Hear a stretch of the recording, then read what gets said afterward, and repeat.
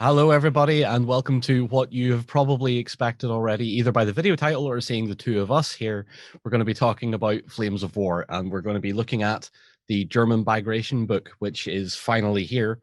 And Chris and I are going to have a little chat about it. So, Chris, give me a little bit of an outline about what Bagration German is.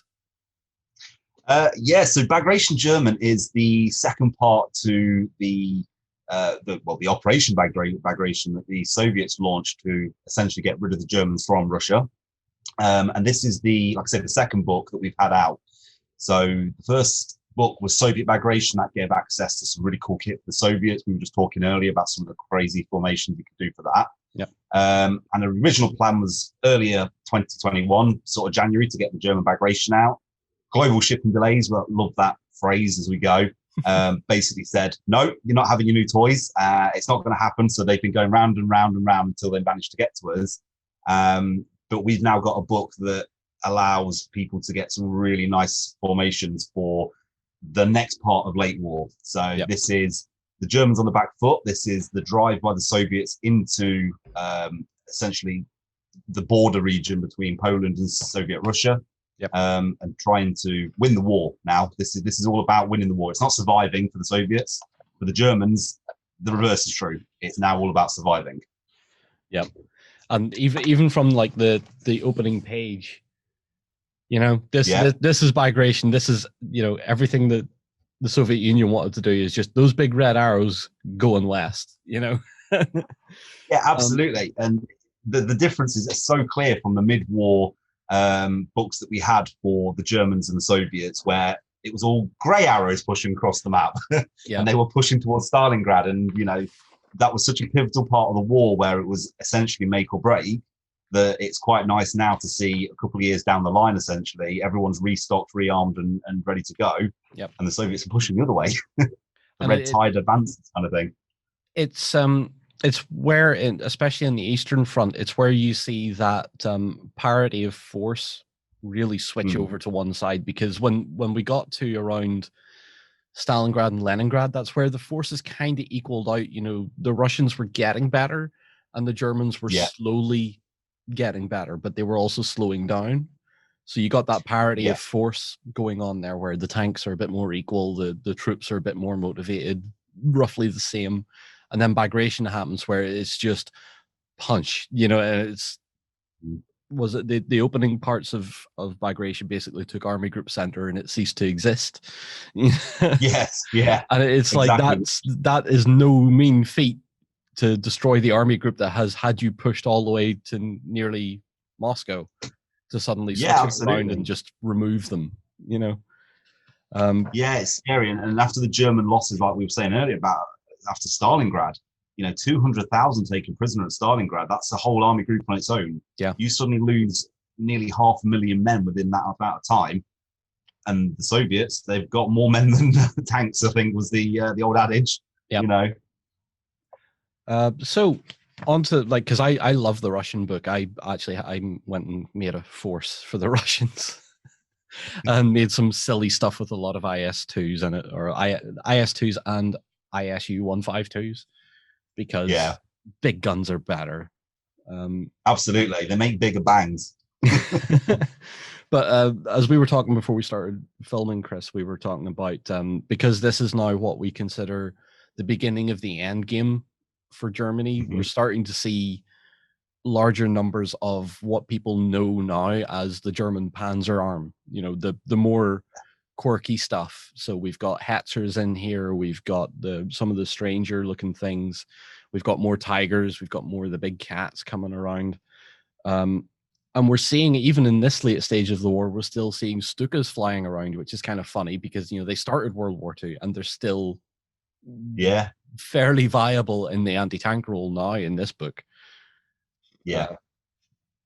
So absolutely. And one of the key things that I actually picked out myself from the Bagration German book is a lot of these are fire brigade formations. So you are getting Panthers with attached Panzer IVs or Panzer IVs with attached Panthers. So in terms of gaming, it's brilliant because you've got all these different formations. You can just grab a box and this box and go, right, what have I made? Well, actually, that's pretty much an army on its own. But in terms of historical value, it was the Germans are grabbing whatever they've got. Yep. Some of it, yeah, like you say, it's the new tanks, the Hetzers and the Panzer 470s and things like that. But the tried and trusted Panzer IV, the Stukas, they're all in there because they work. So you don't allegedly you don't change what isn't broke. But clearly they're doing something wrong because they went all that way and then got knocked back again. So yeah, like you can have all the fancy toys you want, but if the other side, if you're throwing 50 of your new toys at something, the Russians are going to throw 100 T-34s back at you, and they might lose a few, but they've got a few spare. That's only going to end one way, really. Absolutely. So the book then brings in a lot of formations for Bagration. Is it focused on any particular army group here? Because I'm seeing. So you've got a few different ones actually in here. So like I was saying about the fire brigades, you've got various panzer divisions for the Germans. So you've got in fact, there's a lot of history in this one regarding a couple of them. So you've got the Feldherrnhall divisions and their whole campaign around Hungary and things like that. Yeah. So there's a bit of background. You've also got some pick-out regiments like the 14th Panzer Grenadier Regiment. So there's a bit of background. It just basically explains what they were doing. Mm-hmm. In terms of actual formations, there's no specific one because the Germans were using so many different formations. It'd be kind of unfair on the ones that were missed out, so to speak. So we've not focused. The idea is to get as many people playing Flames of War with the coolest tanks possible. The bit I actually quite liked was the Tiger Tank Company overview. So you have the battalions in the east. Yep. And you've got all the different coloured markings. Because I personally never actually knew why you had different colours on some of them for the battalion sort of insignia and things. And it was really nice to be able to actually read through that and go, oh, right, okay, that makes a lot of sense now.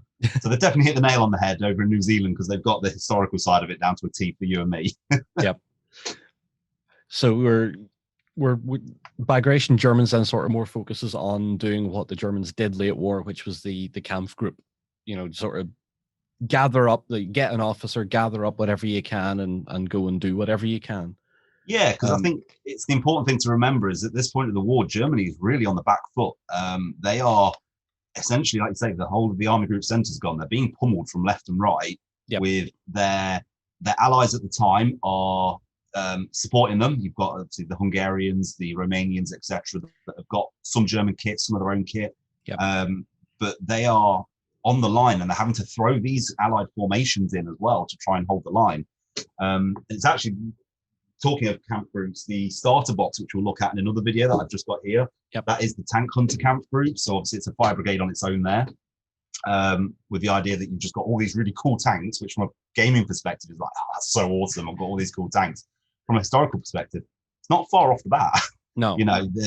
When you've got tanks breaking down on the roads because they can't take the rail because all the railways have been smashed and blown to smithereens. Yep.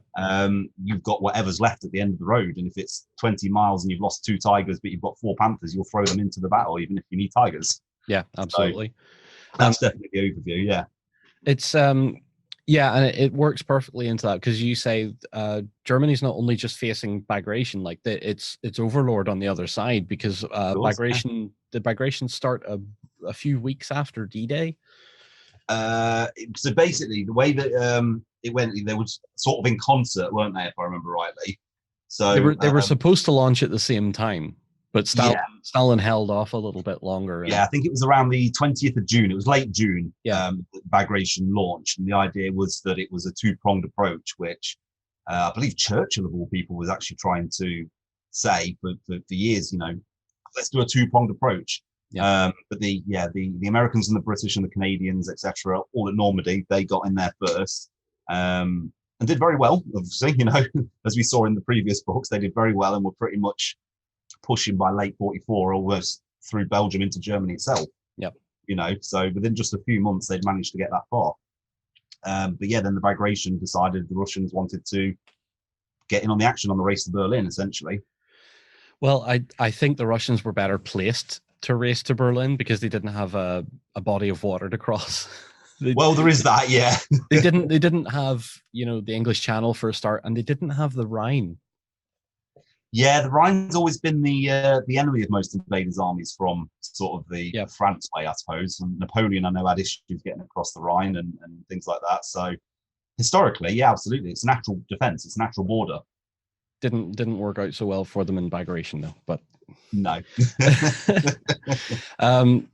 So what we're basically seeing is like an amalgam of the regular German units that we would have seen in probably some of the Normandy books as well. So they're very similar unit types and very similar weapons loadouts.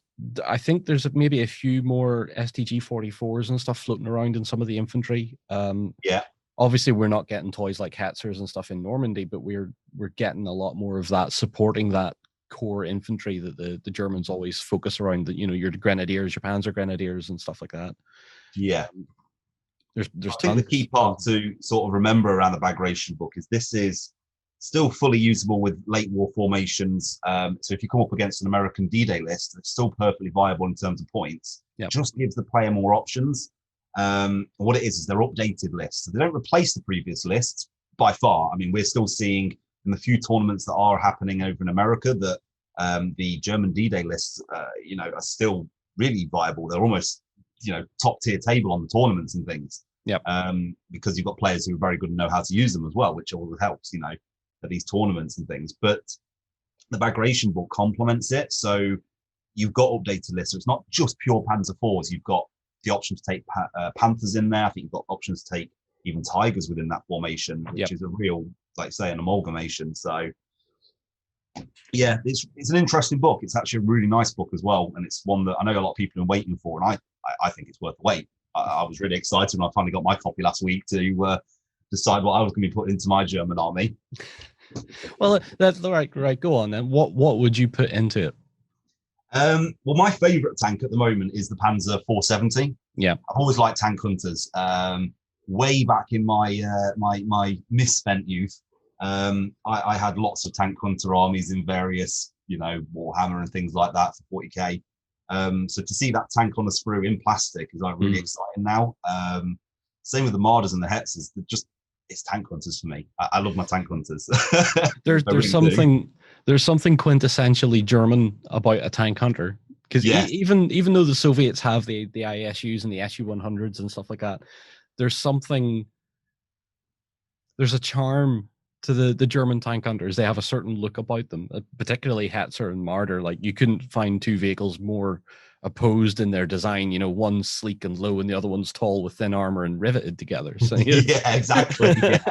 And yet it's the same drivetrain and engine and everything else, and they're just putting top on it basically. Same vehicle, same purpose, different implementation. It's fun to see it. No, absolutely. And I say that the plastic kits lend really well to that as well, because you've got the options on them. I mean, I know we're going to look at them in another video anyway, but the plastic kits that I'm just gazing at now every 2 seconds because it's so pretty on the side, they just lend so well to people to do modeling and things like that with them. So, you know, you can adjust them, you can put them as battle damaged and everything like that, because at this stage of the war, nothing's clean, nothing's factory fresh. No. You know, you hear the stories of whole battalions moving forward and they're losing 30, 40 vehicles on the march, left with 20 to fight the battle. And then whatever survivors are there basically get put into the tanks as they're arriving on the next, you know, line of defense. So, there's lots of projects for me to get my my teeth into, especially all this time that we've got at the moment. It's not like we're going out or doing anything. So no, not yet. We'll get soon. There. Yep. Is there anything else I really want to pick out here? Because as we were saying, a lot of the infantry is infantry that a German player is going to be familiar with anyway. Yes, yeah. One of the new units actually in here is the Escort Platoon for the Stugs, basically. Yeah. And in there you've got them the really heavily armed assault troops. Essentially, they ride into, as you know, the battle on the back of the Stugs. Yeah. And then what they do is they jump off with their STG 44s, and they're well trained, they're heavy hitters, and they can hold ground. So the assault platoons, which is another unit, we've actually got it coming out in plastic as well. Yep. Is a really, I'm just trying to find the page as we're talking, but it's a really nice unit as, again, another option that you've not seen before. And it just gives that little bit extra for the Germans to have another infantry unit. that they can sort of add in, rely on, hold the line, or anything like that. Because after my experience in the D-Day Americans against paratroopers, yeah, that didn't go so well. So anything that's hard hitting an assault, I'm all happy with. You need more infantry support. Absolutely, yeah. Don't throw your tanks at infantry. Yeah, that's it. But I like my tanks too much, so I kind of shoot myself in the foot already on that one. So I think because we kind of know more or less what we're getting into here. We've got different campaigns, we've got different formations and stuff that we can play with, and a lot of it is familiar. You know, we have a few things that are new, but the biggest thing I want to mention before we wrap up is the starter set. Yes, the starter set is immense, and the fact that you devote 2 pages of it, with a 100-point list is great. Yeah, and it's all out of the box as well. So the idea is that everything is in that box straight away for you. You've got decals, you've got a mini rule book, which is the same as the full-size rule book, just in miniature A5 form. And then you've got a getting started guide as well, which a lot of people tend to forget about. But the getting started guide here has all the information that you need. I know we've been looked at them before, but it's even just having all the instructions in there is really important, and the cards as a brief overview. So for an experienced player, it's great because it gives you a reminder of what you need to do. But as a new player, it's all there. So with the book and the starter set, you're actually ready to go. You've got a 100-point list. All you got to do is clip it out, stick it together, and give it a decent paint job. Yep. Which and also in the book it tells you how. Let's briefly talk then about a 100-point list. Then, so what are your tournaments currently running? So I believe it is 100 points for Flames of War, right? But it does tend to change various sort of different tournaments. So some tournaments want smaller point lists to get more games in potentially, especially nowadays with less players able to get into venues. Yep. So it is fairly open. The most competitive though is up to around 100 points, because that gives you enough freedom to have a couple of core formations and some support. If you go down to around 80, 82 points, you're very limited in what you can take.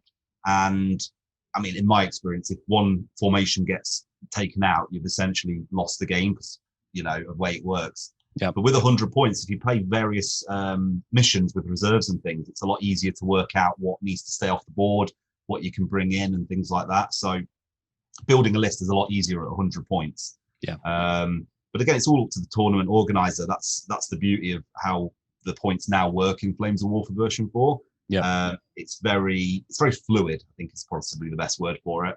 And we found even playing in the office, if you want to do a quick game at lunchtime, you just bring out 45 points. You just pick it out the top of your head. Oh, I need 48. We'll go on then. We'll go up to 50 points. Well, back up to 100 because you want all the cool kit in there. But the lunchtime soon passes because you've got a small couple of games on the way. Yeah. And we can go through it. So kind of like I want to see what a Panzer Grenadier company will do against X, Y, or Z. Just for the hell of it. Yeah, that's exactly it. So if you've got just a couple of units on the table, 24 points well costed to each other, and you can test a formation out, see how it works on the attack, on the defense. Yep. Getting flanked or running away, because normally what happens to my troops, if I'm honest. You should put a rule into the office, and I know I'm about to become very unpopular for that, but you should only be allowed to play with what you paint. Yeah, I was on a bit of a streak for my painting, so let's forget about that one because my streak ended around 6 months ago. Uh-huh. And so what did you get done together, please, John?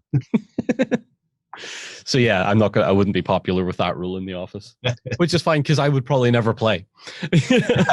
That's how bad I am. You just turn up and have a watch.